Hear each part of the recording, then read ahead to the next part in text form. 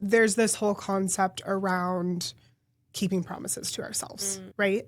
And I think in order to be an entrepreneur, in order to build anything lasting, you have to be able to keep promises to yourself. You can't just keep promises to your friends or be like, oh, I told you this, so I'm going to do it.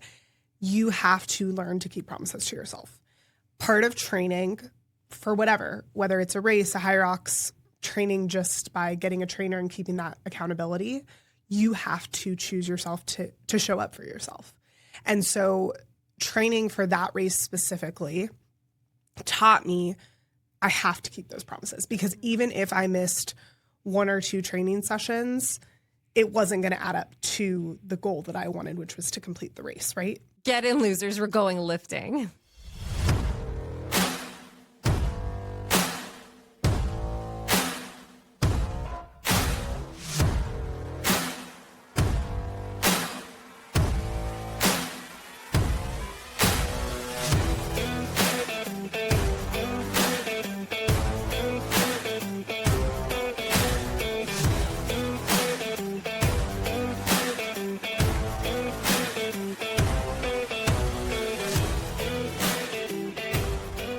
Okay, so Ruby told me that you did a marathon. I did. Well, I did a marathon plus. I did 48.6 miles in the span of 4 days. Oh my gosh, okay, I did not know that. That is different. Yes, I talked about the marathon more, but yes, I did. It's called the Dopey Challenge.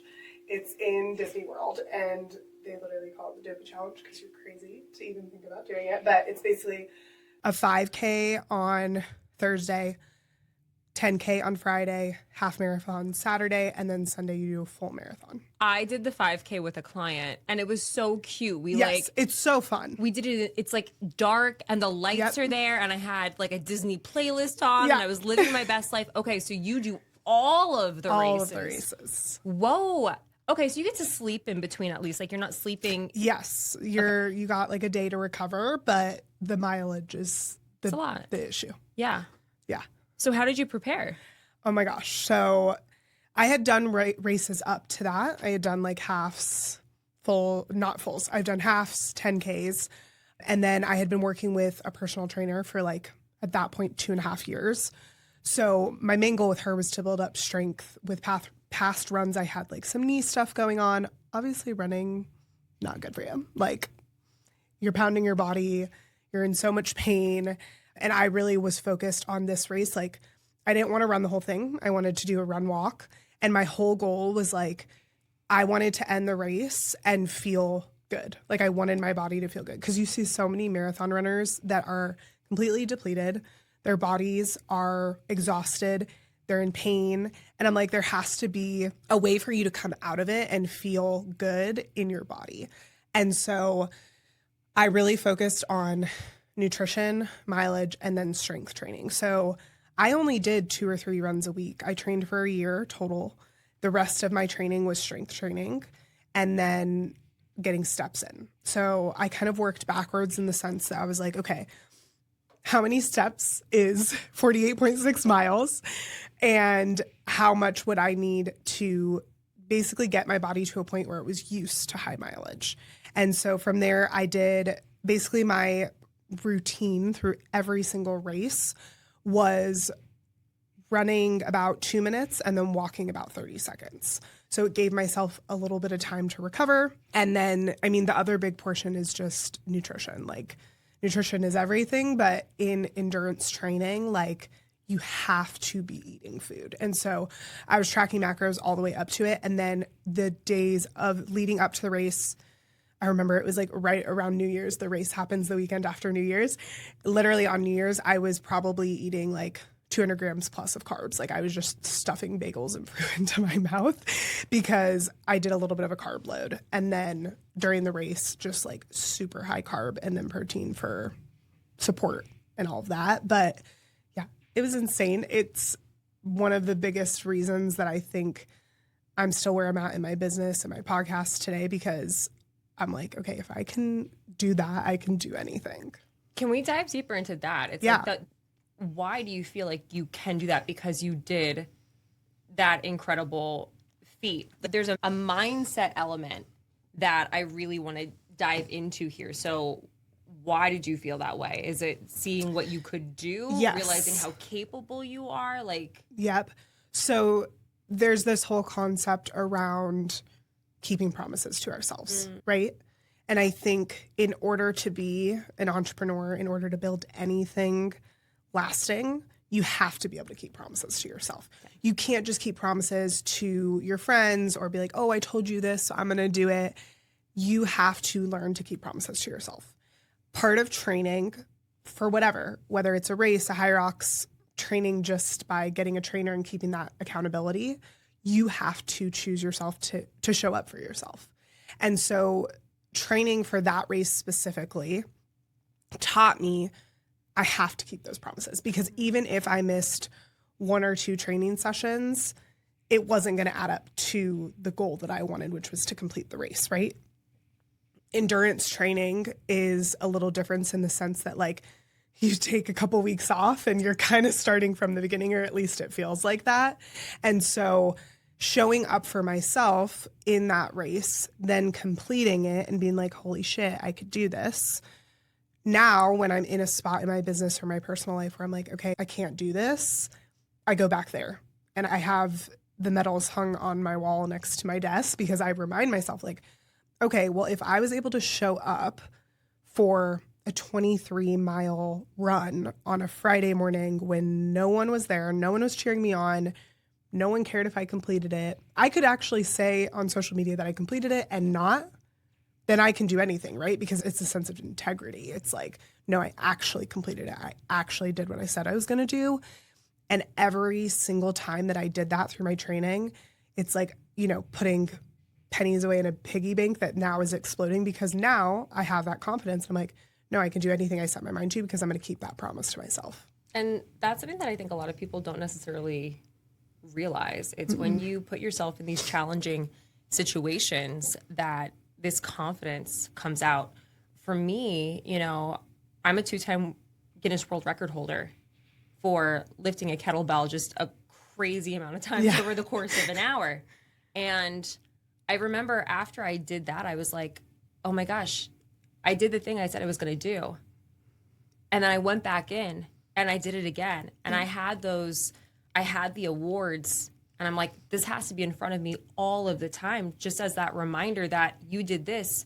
What else can you do? And that's what then triggered me in my business to write a book and then create a supplement. And it's just like, I think sometimes we don't realize how powerful achieving a fitness goal is in terms of the ripple effect, how it impacts the rest of our life.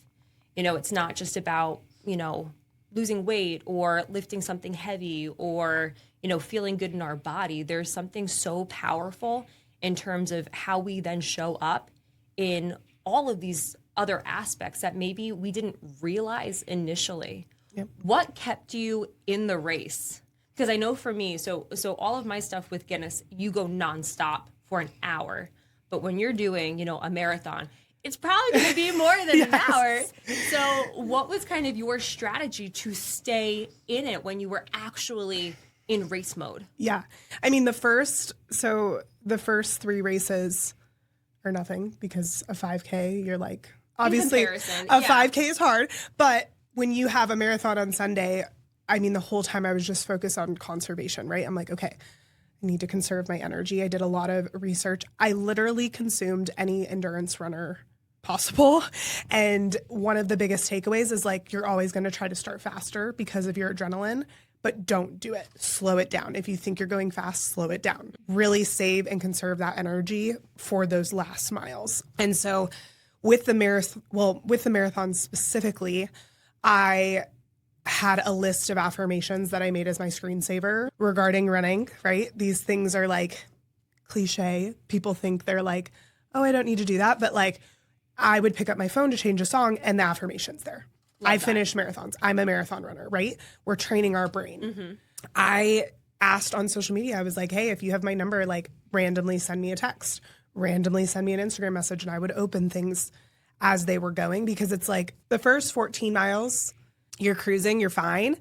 And then the negative mindset starts to creep in. Yep. And it's like, well, I could just quit, or I'm fine, especially so in running, and I'm sure you experience this in your hour kettlebell session. They call it the pain cave. The pain cave comes when your body starts to hurt, and it starts to hurt just enough where your brain's like, hey, you could stop. Like, you're choosing this. Yeah. And then the negative comments start, and it's just this cave of negativity, pain. Your body hurts, your brain hurts. And I had studied that freaking pain cave. Like, I knew it was coming. I had kind of experienced it, but it's different when you're actually doing the activity. Yeah. You know what I'm talking about. Oh, I know exactly what you're talking about. It's like, I mean, it's just this feeling of like, okay, I don't need to do this anymore. And so when that had started, I was like, okay, how am I going to get through this? Because I knew on the other end of the pain cave was this burst of adrenaline that would get me to the finish line. And so I remember leaning a lot on family and friends. I remember my nephew calling me, who was like huge inspiration for this. And he was like cheering me on. And I was like, okay, I could do this. And then I got to, I think it was mile 22. And one of my friends was there. And I literally remember falling into her arms, just crying, like just needed someone to like have that connection and hold me and just be like, it's going to be okay. You got this. You're going to do it.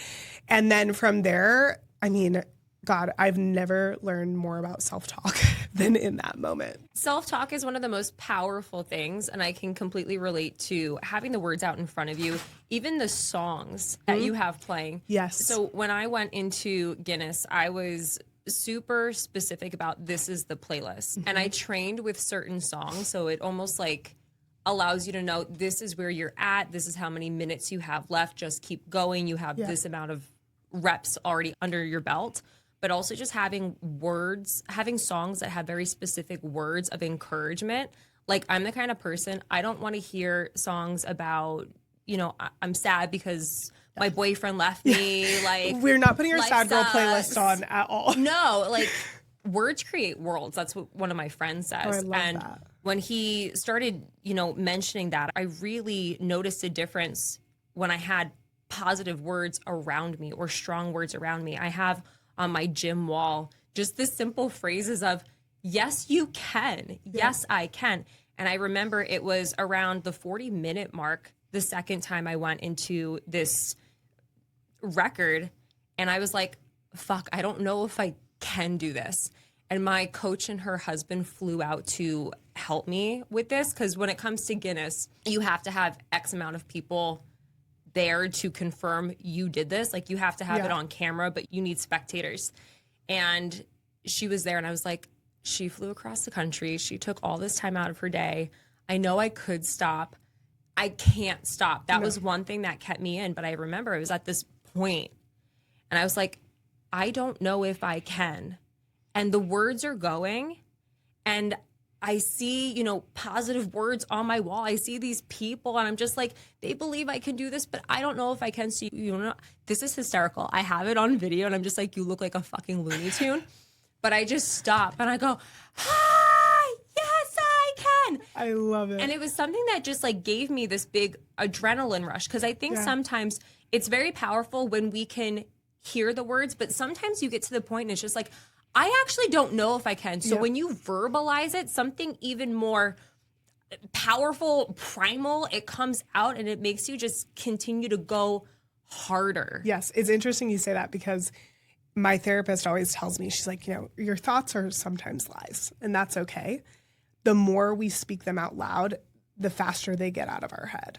And so sometimes when I'm stuck in like a negative spiral, let's say it's about business, I'm like, I can't get a new client, or I can't do this, I can't do that, I will actually be in my car talking out loud and be like, why can't I?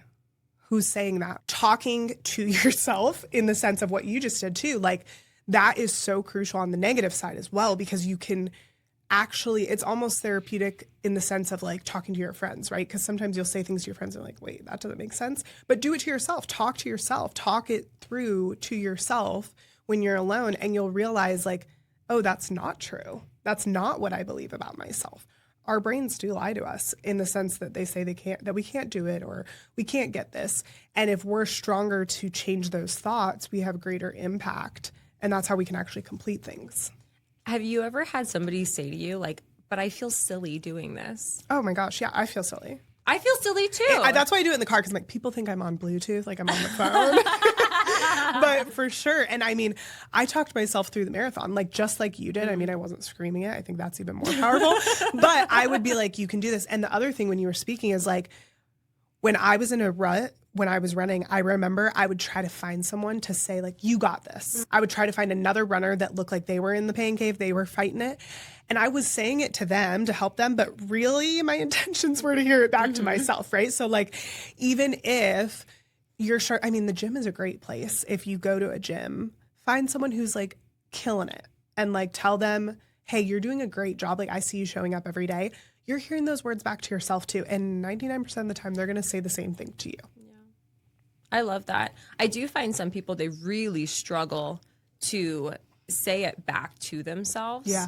And that's why I think sometimes just having it written or being intentional with the music, if you feel like I can't do this yet, it doesn't feel like I can own it, you just have it in different areas. Yeah. I think it's so important that we surround ourselves with the words, be it the music, be it writing, be it, screenshotting messages. I love that. Yep. Something else I did, I don't know if you did this running, but having people send you songs that make you think of them. Oh, I love that. I didn't do that, but that's such a good idea. Yeah, I remember I was like, hey, reaching out to a number of people where I was like, your story is so powerful. When I think of you, when I think of your story, it makes me feel like I can keep going.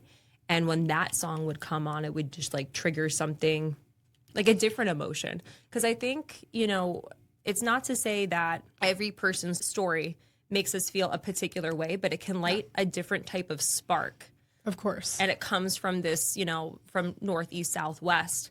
And it just helps us continue to go to wherever the destination is. Yeah. Is there a song that like really keeps you in the game? Like you can think of it right now and you're just Oh my like, gosh. I'm gonna go. I feel like there was so many. One of the ones that I'm so bad with song names, but I think it was Rise Up.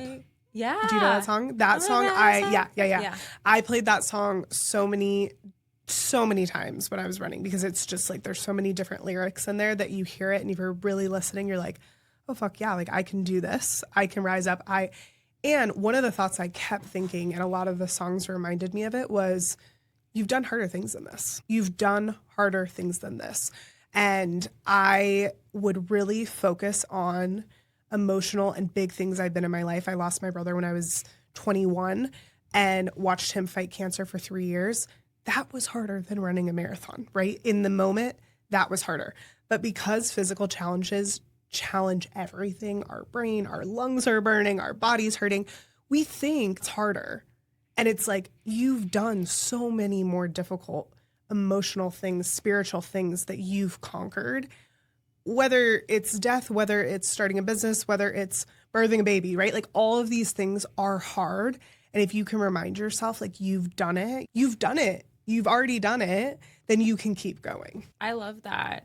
And for anybody who's listening to this right now and you're just kind of like, I don't know if I can do the hard thing that I want to do, going back through these different moments in life. I mean, so many women have given birth and I can't think of a lot of things that are harder than that. And I mean, obviously I haven't been through it, but painful, emotional, mental, spiritual, like all of the things in one moment. And I think the hard part is too, right, that we haven't talked on is the consistency. What kept you in it? Did you have days where it was like, I can't do this? 100%. That's the difference between these moments, right? Is like we let ourselves not be consistent, and then we get to the point of doing the race, and then it's like, oh, well, this is so hard. I should have stayed consistent. I didn't do it. And that goes back to like letting ourselves down. And that was a huge conversation that I had because I was in all these Facebook groups when I joined Dopey, and there would be so many people that'd be like, well, I'm not going to do it this year, but I signed up, and this race is expensive. It's $700. So like, what? Yeah, it's very expensive. You get 6 medals at the end of it, so that's good. But like, it's an investment, right? And I mean, $700 for the race. Plus at the time I was paying for a coach, which if you don't have one is a necessity in my opinion, but paying for macro training, like all these different things that it was an investment. And I knew that, and that was part of why I did it. But like, you have to train to be consistent. And there are days that you don't want to do it. And there are days that you don't want to show up for yourself, you have to show up for somebody else, or you have to show up for a different reason, because otherwise you will let yourself not do it. It sucks when you are not prepared for something. It's one of the worst things in the world. You know, so the reason that I'm a 2-time Guinness World Record holder is because the first time I went into it, there's a part of me that's always like mortified when I share this piece. Yeah. Guinness is not entirely specific about how they count reps for a Turkish getup until in comparison to how it is typically taught. So when I went into Guinness, typically when you do a Turkish getup, you use 2 hands to get the bell into the start position. You use 2 hands to bring it back down. For Guinness, they were like, you can only use 1 arm. And it was the week before that I realized, wait, I can't use 2 hands to get it into the start position. I need to be able to do a single arm press to get this up. I actually can't do that with the weight I'm prepared to go in with. And that really sucked. I mean, what I have learned is you read the fine print again and again, and then you check it with somebody else and again. But, you know, I think what is really powerful is to remind yourself when you're showing up in your sessions in preparation for whatever it is you're going after, you don't have to win every battle, but if you can show up to every battle, you will win the war. Yes. Yes. And that's the crucial part, right? Because there's some days where your body is going to be tired. You're not going to be able to complete the full workout or the full run or whatever it is. But if you show up, that's what counts. Yeah. You can't do 7 miles, do 3. Exactly. I think have you ever heard the fitness bank account analogy? I think so, but remind me. So it's like, you know, you can put $100 into your bank account. Great. I have $100. Yep. You can put $10 in. It's not 100, but we have something. The only time that account does not add up is when you put $0 in. Yep. And that's why I believe, you know, even if it's not your best day, and like there's certain times where it's like, maybe you should skip the session, right? Yeah, like 100%. You just had a baby and it's like, we're not ready to go back in like the very next day. Yep. Or I just had surgery or somebody just, you know, passed sick. away. Yep. I'm not well enough to be in this in the moment. There's certain times where it's like, it's actually smarter to say no. But most of the time, you just gotta get your ass in there. Yep. And you gotta do the bare minimum. And you have to be okay knowing that I do have a bare minimum. I'm gonna do this and it's going to be enough to continue to move me forward versus just not doing it at all. Yeah. And that's something, there's a woman I follow on Instagram, Melissa Wood Health, and has a Pilates app. But one of her biggest things, she had 30, 40-minute exercises, and then she started creating 10-minute routines. And her whole point of it was, sometimes you only have 10 minutes. Sometimes all you have in you is 10 minutes, but 10 minutes is better than doing no minutes. Yeah. Whether it's stretching, whatever you got in you. And I think that's something I've been really trying, because I'm an all or nothing girl. So I'm like, well, if I can't do the heaviest lift today when I go to the gym, like what's the point of going? And it's like, well, no, 10 minutes, I'm going to feel better mentally and physically. It is going to help my body. It is, and more importantly, again, it's the bank account, right? The consistency will allow me to show up even stronger tomorrow.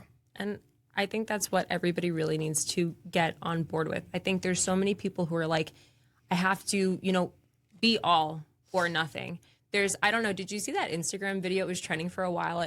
I saw a lot of people in the fitness space doing it where it's like you accidentally drop a couple of items out of the laundry basket and then they just like drop all the clothes. Yes. You spill a little water and then you just like pour it all out. Your whole water. Yeah. It's like, I've seen that. Why? Yeah. Why? You don't need. Well, and I think it's unfortunately a societal issue that we've been taught through generations that, okay, well, I missed Friday, so I'm not going to go to the gym for another 2 weeks. And it's like, it was actually something I was thinking about this morning, because this past weekend I was out of town and my boyfriend and I went to a fair, and there's fair food and it's delicious, right? And I could sit there and be guilty because I'm not hitting my macros. I probably didn't prioritize protein and I ate way too much fat and sugar. Or I could enjoy that time. And today's Monday and I already know my routine. And so I got up and I had my protein smoothie and I had all my supplements and I had my protein coffee. Like, I just went back into my routine. Yeah. And I'm not upset about it. I had a great time. I'm not worried about it. I just got back into the routine because now I know that's fun. I don't feel good after that, but it's fun.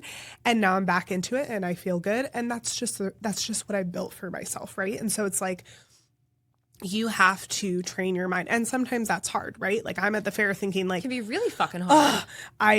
this is going to throw me off. I know my body now at this point that it's not going to make me feel good tomorrow, but I'm having fun. And I know that Monday I'm going to get back into my routine and the following weeks I'm going to be back into it. So, but that took years to develop, right? Yeah. Like when I first started my journey with my trainer and counting macros and all these things and learning them and having the tools and the education, that would have thrown me off. I would have been like, oh my gosh, I'm overweight. I don't want to put myself on the scale Monday morning, or I don't want to go to the gym. I'm not going to feel good. And now it's like, okay, but what part of that experience, going to the fair, experiencing the food, was fun and filled me up and made me feel like a kid again? And like, I didn't have to think about those things, right? Like that serves a purpose too. And coming back Monday and having all of the good foods and getting my whole foods in and getting myself to the gym and easing in a walk, those have purposes too. Absolutely. And we need both. We can't be too far on the right or too far on the left. No, and I've been too far on both sides. It's 100%, taken me too. years to be able to get into the middle. I'm a big believer that food is fuel, but food is also memories. Yes. And I it love sounds that. like you had a great time, and there's Yeah. probably some beautiful memories that came from that. And what's so cool is you didn't let it derail you. It's just, okay, this is a moment. We're going to take care of this part of my emotional needs, the memories, the fun. And now I'm back to doing what I know feels good and is fueling me towards moving forward in whatever. It sounds like you move in a very healthy direction, and that's it. Yeah, absolutely. And I think you have to utilize these tools, and that's what fitness is, right? Like tools in your toolbox for everything else in life. And I think something that I've learned through food, especially and specifically with like my different ups and downs with macros, is like utilizing it as a tool to understand what feels good to the body, right? When I count my macros, I feel better because I know I'm making smarter choices because I have a limited number of fat or whatever it is, right? Fat's usually my vice. So when I'm not, for instance, the time at the fair, I know I'm going to make different choices. But just like you said, it's a mindset. That's for memory. And now I get back into it. I know my goals and I'm feeling better, right? I perform different, not just in fitness. Let's take fitness out of it. Just life, showing up Correct. as an entrepreneur, having the energy to Correct. keep going and not having that midday crash. Yeah. That's strategic. Yes. That's not Yes. just like, I happen to be the person with the energy. I have like the Yes. pep in my step.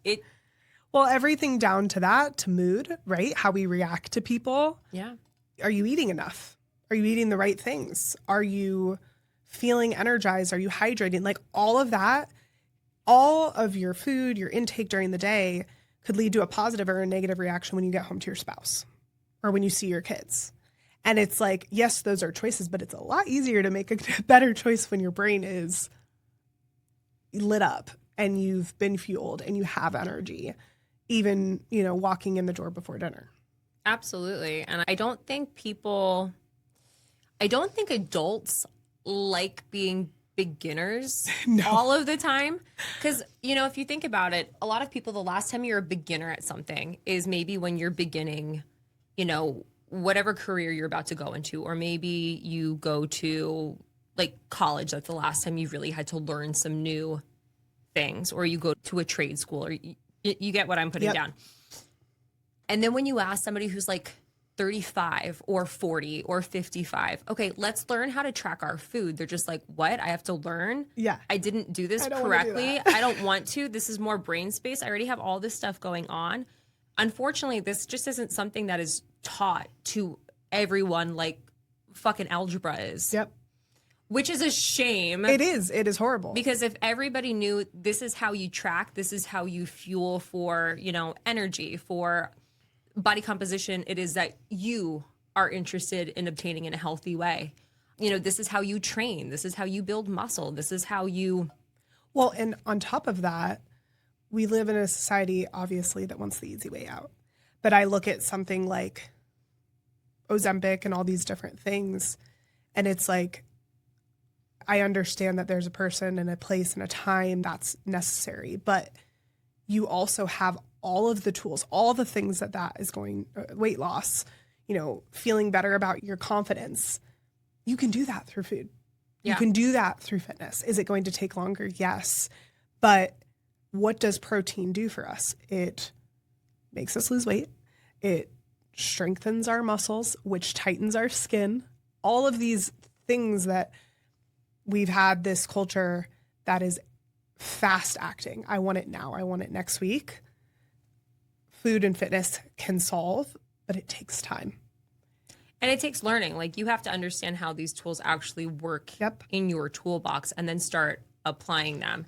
And I think when we already have these busy lives, I mean, being an entrepreneur is busy. Being an entrepreneur, being in a relationship with someone, being an entrepreneur, being in a relationship with somebody and having a child. Yep.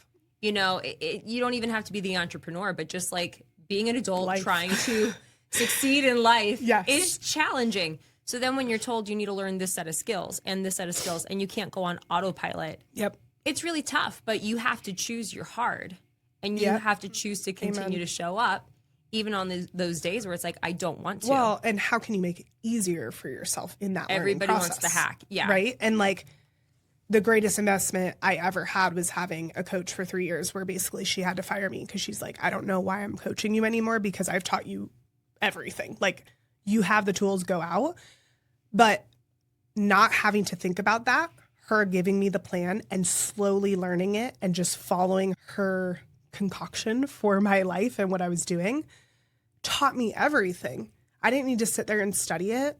I was feeling my body while she was telling me what to do. She was checking in on me. And it's encouragement. And it's, I had 100% access to her to be like, hey, this deadlift does not feel good. Like, here's my form. What's going on? Or, hey, I ate so much protein and now my stomach feels crazy. What's happening? Okay, well, that's normal. Your body's getting used to it, right? Like, having these conversations with someone who's 100% there for you. It is the best and the biggest investment you will make if you're trying to change your habits. Well, I mean, would you rather, spend a lot of money on coaching and support now or potentially be in the hospital with crazy medical bills down the road where it's like, I don't know if I can pay this. Yeah. And it truly is like something my coach always told me is it is a lifestyle change, right? Like, whether you go into it for aesthetic, which is totally fine. You want a six pack? Have at it.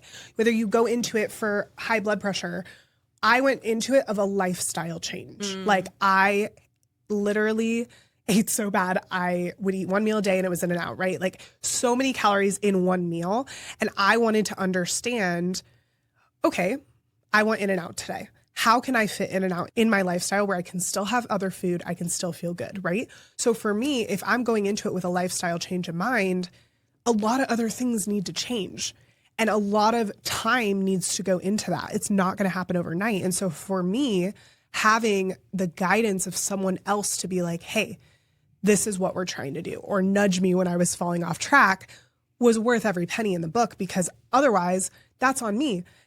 Of course you can learn macros for free. Of course you can learn how to work out for free. We have YouTube, Google University, all these things, but they're not going to hold you accountable. Well, first off, I love that you said, I figured out how to fit in and out because I think there's a lot of people, especially in the fitness space, who are just like, oh, you can't eat fast food. Oh, you can't do these things. And it's not like, going to work for me. Red flag if that's who you're following, because you absolutely can do these things. It's just figuring out, how do I make this work so that I can have what I want in multiple let's places. face it, we're all chasing dopamine. We're all chasing a reward, right? Like, I'm no different. After I ran 21 miles on a Friday, I wanted in and out.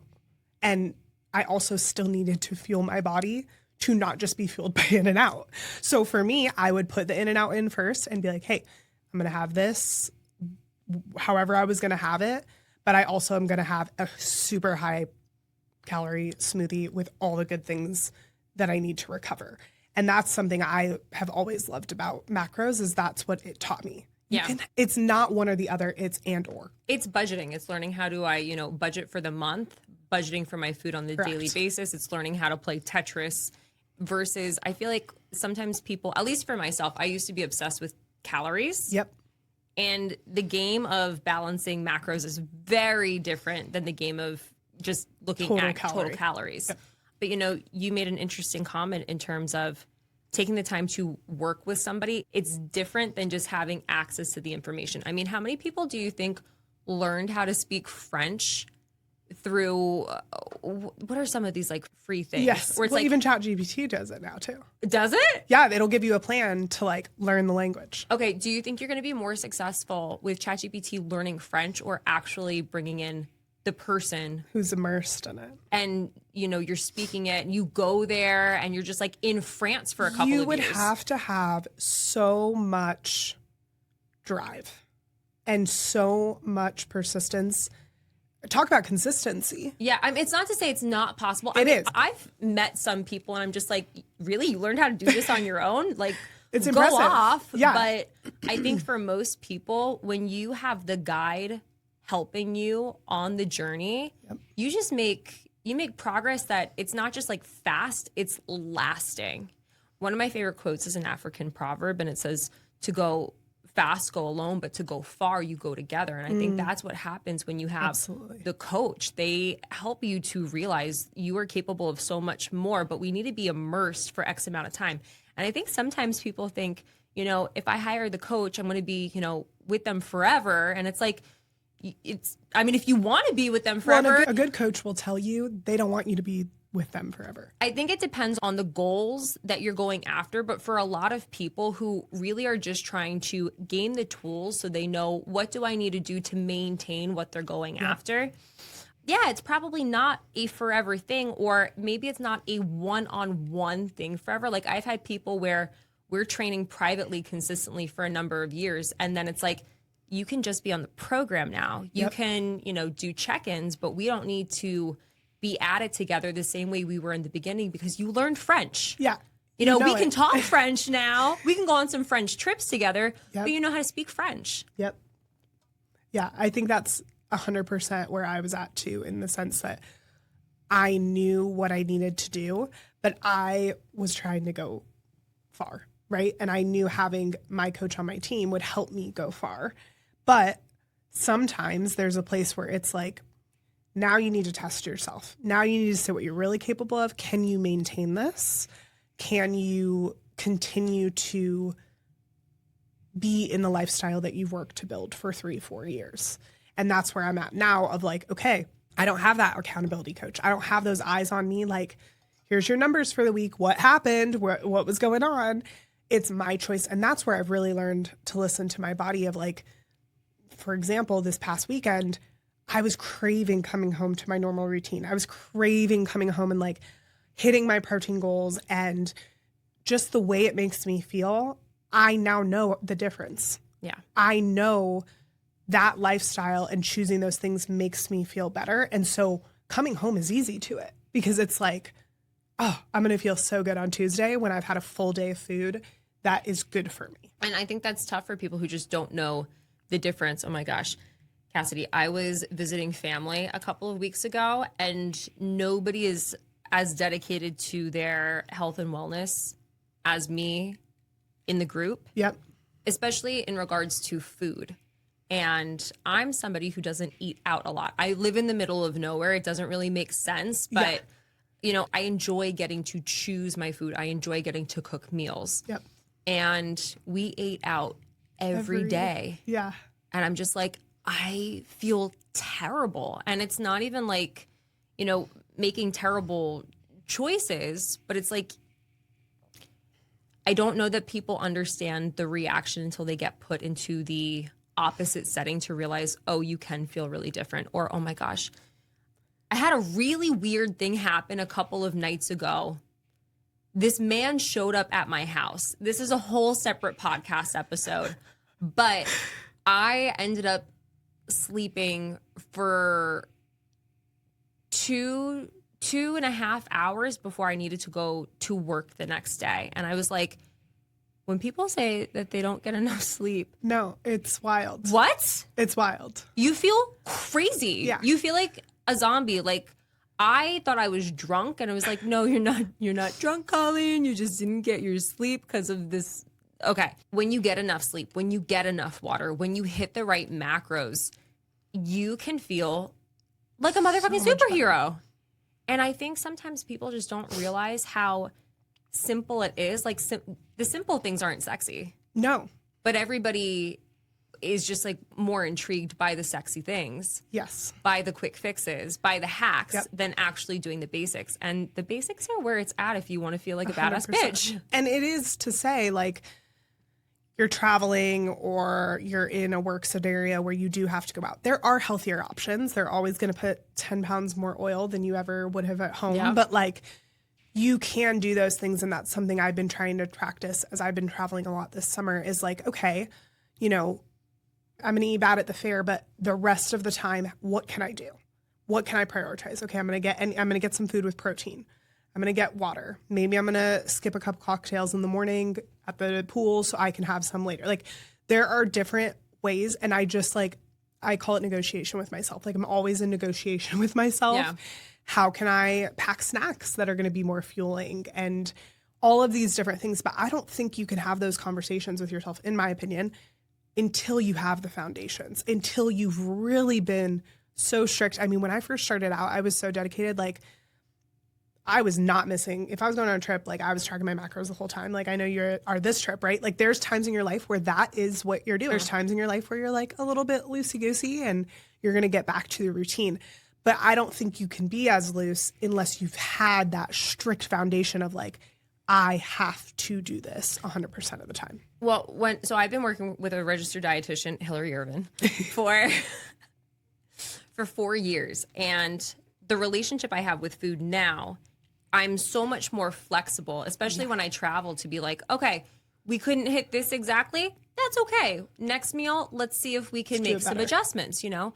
But, you know, when I first started tracking, she was encouraging me, you know, you can have this, you can try this. And I was just like, no, it has to be this because it feels safe. It's almost like when you learn a new language, you're not trying to use all of the words, even if it's like, I know some more words than just like, bonjour. Yeah.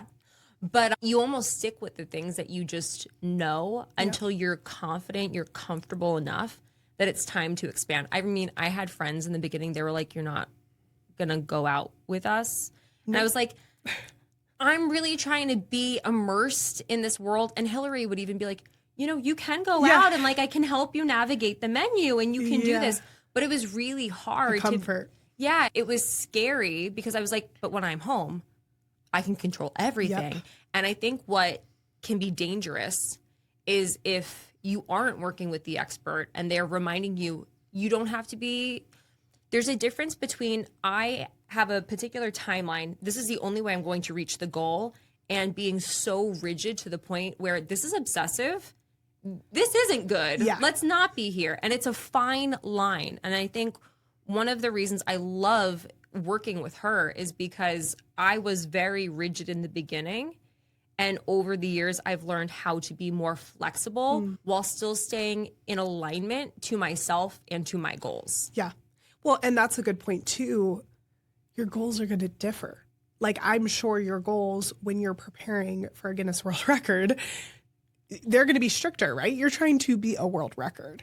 And for me, when I'm training for something, the goals are, I'm not missing a meal. I'm not drinking. I'm not doing these things.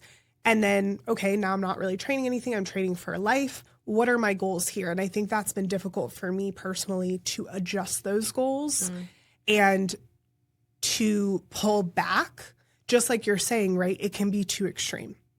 And I think right after I had parted with my trainer and we weren't working together anymore, I was like, wait, what am I going to do here? Am I going to stay super tight in these? Am I going to give myself flexibility and freedom? And so I kind of went the other way and I was like, I'm not going to track for a little bit. I'm going to focus on high protein. And then basically what I learned is I'm an undereater. No matter what I do, I'm someone who undereats unless I'm eating a super high calorie meal. So for me, tracking has to be something that is just knowledge. Just like if I was to go get my blood work. Yeah. I know I'm going to undereat unless I'm like, hey, okay, I only had 80 grams of protein today. Let me eat more. And so it's developing the mindset. And I think sometimes with coaches, it is a great thing until people are so reliant on it that they're not realizing and taking in that education themselves. And so for me, I had to take in that education and be like, okay, this is what I know about myself to be true. I undereat. If I undereat, I am not going to perform in the gym. I'm not going to get the results that I want. So for me, I need to be able to track and understand from a fuel perspective, this is how much I'm getting in. This is what I need to get in for the rest of the day. And so it is a balance, even though I don't like that word because sometimes that's unachievable, but like you have to be able to understand the education and the why behind what you're doing in order for you to have the sustainable and consistent long-term goals. Well, I guess you don't have to. I mean, there's plenty of people don't have to, and those are the people who don't have their results. They don't choose to, you know? Yes. I think if you talk to anybody who is able to confidently say, you know, I achieved this. Yep. I feel good about this. Yep. I'm still learning. I think we're always learning. Oh, you know, 100%. And there's unlearning too, because I'll sit here and scroll on my Instagram and be told I'm not enough. I'm not doing great on my macros. I mean, the things that you consume on social media, you have to be careful about too, because it's what's like, your take on skinny talk?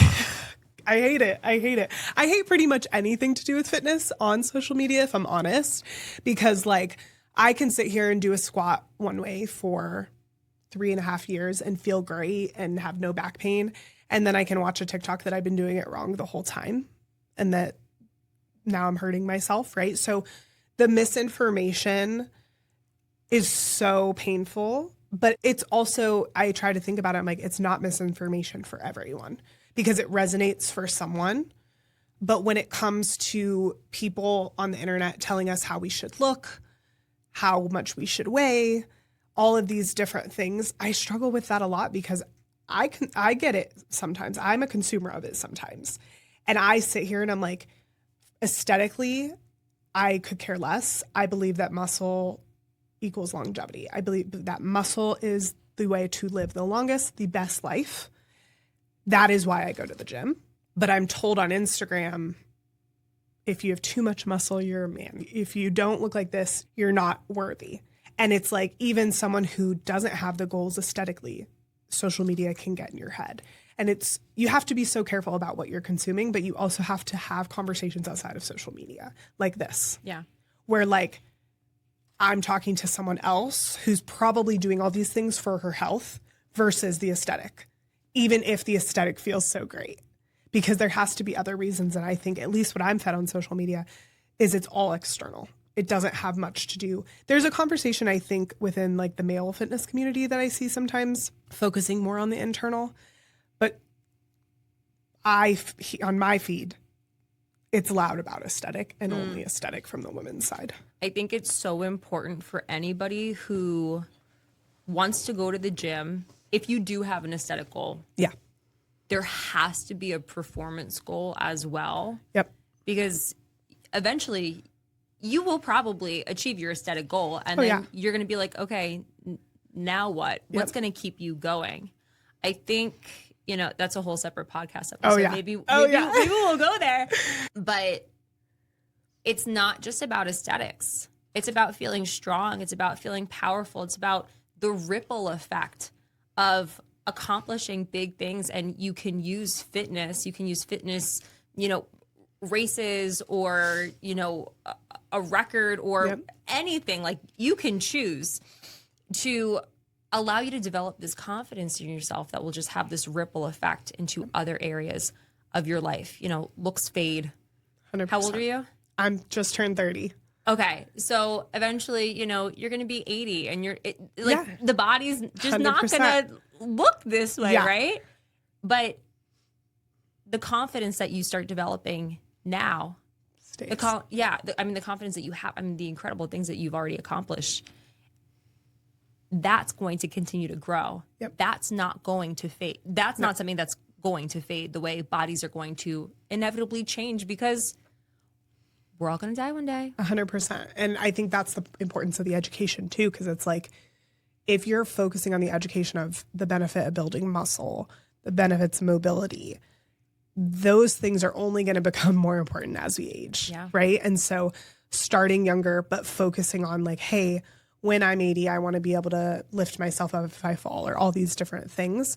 If that's more important to you, you kind of have to rank it in a sense of like the aesthetics has to be lower than all of those things for longevity of what you're trying to do. That's a challenging thing with social media when your Yes. feed is just like packed with, Because it's all aesthetic. aesthetics. Yeah. It's just Yep. like you have to ask yourself, what is actually important to you? Like, Yeah. I get that you're getting fed all of the aesthetic stuff, and maybe to a point, that is something that matters to you. And I'm not knocking aesthetics at all. No, I do multiple things for aesthetics. But it's important to realize there is more to this picture Yes. than Well, and just the looks. sometimes it is silencing social media, right? I is have no problem unfollowing silencing accounts. podcasts, or really, I think I am so bad at this. I get in the habit of like, I have a favorite podcaster. I'm listening to them all the time. And then one time I wake up and I'm like, wait, what did they just say? Like, I'm not aligned with this anymore, right? And that happens on social media too. So I think it's also having diversity in the content that you consume. And you know, if you're getting curious, if you've been doing fitness for the aesthetic reasons, losing weight, all of these things, getting a better body image, maybe it's consuming some content about the health and longevity side, or maybe you've been on that side and it is about, hey, I want to define my quads or my glutes. Let me go onto the aesthetic side, and like changing it up and having this flow, I think is so important. And that's something I've been doing lately is I have been heads down in strength training, which I love, but I used to be a Pilates instructor, and like, like I completely did a 180. I'm like now all into strength training, but I'm like, oh my gosh, like let me just take a couple days off and try Pilates again and like see what's going on in that world and see how it challenges my body.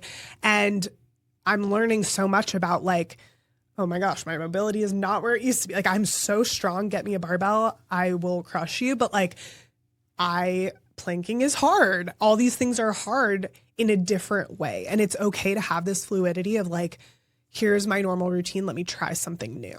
Yeah. The body's supposed to evolve. You should evolve. I Yes. hope everybody's confidence continues to just like go up. Yep. And when it comes to, I mean, you're on social media. You do a lot on social media. Oh, I own a right? social media management agency. Okay, So I do okay. that all day. Yeah. I mean, I think what's challenging when you are the consumer that we might not realize is everybody is trying to use social media in a professional way as a marketing tool. Correct. So the hooks. Yep. Maybe I think some people realize that there's nuance and they're leaving it out because they want you to ask the question. Yep. They want it to feed the algorithm. Like put some weird comments here so I can like respond, right? Yeah. But then there's other people who they don't know the nuance and they leave that out. And it's just hard for the consumer to realize like, is this for me? Is this not for me? How do I discern this? Again, another reason, get a coach. Yeah. Send it to the coach. Or send it to like a community of people who are definitely on the same like page as you to be like, hey, what's going on here? If you're not in a financial situation to hire a coach, there's so many different communities where you can, I mean, for the Disney stuff. Yep. I'm sure there's if you wanted to pop a something Facebook in there. group everywhere. 100%. But I think something that you brought up is like, you have to be so careful about what you consume. I recently had a client that was getting a little bit of bad press, and it was flowing on TikTok because all of those people caught on and just started inserting their opinions because they wanted, what was their goal? Their goal was to use the clout that was happening over here with the negativity, attach their story to it, and get followers. It was a strategy. And so I was telling my client, I'm like, I'm not worried about this. Like at the end of the day, the bad press is going to go. These people are trying to use that so they can grow and they can get famous. Was any of the information that they were saying accurate? I don't know, but someone was on there listening to it like, oh man, I'm not going to go to that event. I'm not going to do this thing because of XYZ. And it's like, you have to be so careful because you don't know if that person is actually even telling a true story or if they're just using it because they see that they can get famous off of that post. Speaking of true story, are you a documentary girly? A little bit here and there. I saw the craziest documentary about this woman. Yeah. I'm trying to remember what it was called. This is totally going to throw us off topic for a second. But it was about how she claimed that she had brain cancer and she started like changing how she was eating. And then she blew up. Like some big company gave her like a cookbook and she was just raking in all of this money and was like, this is how I healed myself. Yeah. And gave all of this false Don't hope. tell me she didn't have it. She didn't. That is so messed up. But that's the thing. We don't know what's You going don't on know. behind the scenes. You Like, don't. People are very... It's funny because in my social media agency, I always preach storytelling and I always preach like authenticity. And that's one of our values at my company because it's like, that is the one thing not happening on social media 90% of the time, right? Like there are people who obviously are authentic and let's face it, you're probably going to find your coach on social media. You're probably going to find them there and want to work with them. But there are steps to go to after social media interviews and all of those things where you can determine, is this someone that I align with and is authentic? Or is this someone that is just trying to make all these sales and doesn't actually care about me? Yeah. It's tough. I think, it's not to freak people out where it's just like, yeah, it's really scary out there, guys. Like, let's not do anything. Don't do anything. But I think it's just, you have to take ownership. You have to do research. Yeah. You have to take these extra steps. It just kind of is what it is. But if you're down to do that and you can find somebody that you trust and you invest your time there, you can go so far. 100%. And it's all about first figuring out what your direction is. Like we just mentioned, is it aesthetic? Is it performance? Is it mobility? Is it I want to learn how to longevity? do macros. Then you find your specialist within that and learn from them and build that relationship. As we get ready to wrap up this episode, can you tell us one tip to keep your head in the game on those days where you're just like, no, I don't want to do it? This is hard. This has been me lately. I would say don't be afraid to adjust. For the first 4 years of my fitness journey, I was the 5 a.m. girly. That alarm would go off. I would go to the gym first thing in the morning. Recently, that has not been the case. I cannot get out of bed at 5 a.m. And I used to just pound myself and be like, okay, well, you're a failure if you don't go at 5 a.m. If you don't go at 5 a.m., why do it the rest of the day? Lately, I've been going at 2 p.m., which is a random time, but when you're an entrepreneur, you can do that. Or I go at night and like, I love it. My body's fueled for the day. I've had a lot of food in me. I'm able to lift heavier. I'm able to do things. And it's a good midday stress relief. And that was so hard for me before, right? Like I had this routine. I'm a type A routine girl. I have to do it one way and that's the only way for success. And that's just not true. Like in this time, my body's needing a little bit more rest. It's liking to sleep in a little longer. That's fine. Doesn't mean I'm not going to go. But try not to be so rigid. Try to have the adjustment. Don't let yourself get out of it though, right? Because that can be a fine line. Yeah, there's a difference. For me, it's like for the week, my goal right now is 4 strength training workouts. I need to go at least 4 times. I don't care what day. I don't care what time. Those 4 need to be completed. So I have to adjust and figure out, okay, this is the day I'm going to go, whatever. But I would just say like allow yourself some flexibility with a touch of rigidity and allowing yourself to choose and pick when is the best time to go and do things. But again, have that fine line where it's like, okay, well, if I said I was going to go at 5 and I'm sitting there working and now it's 6, oops, got to go at 6 now. Like I still need to get it done. Yeah, you can't coddle yourself. Correct. There needs to be I think discipline. For me, the huge 3-4 years of being so rigid helped me understand that. I can't let myself not do it, but I'm allowing myself more flexibility because I know I'm going to show up for myself. I made the promise I was going to go to the gym on Monday. At some point in Monday, I have to be in that gym. End of story. I think that's great. You learned how to give yourself some grace, and that is gold that everybody needs. Yeah, absolutely. Thanks for tuning into this episode. Make sure to give us a follow so you always know what's going on the Dangerous Woman podcast.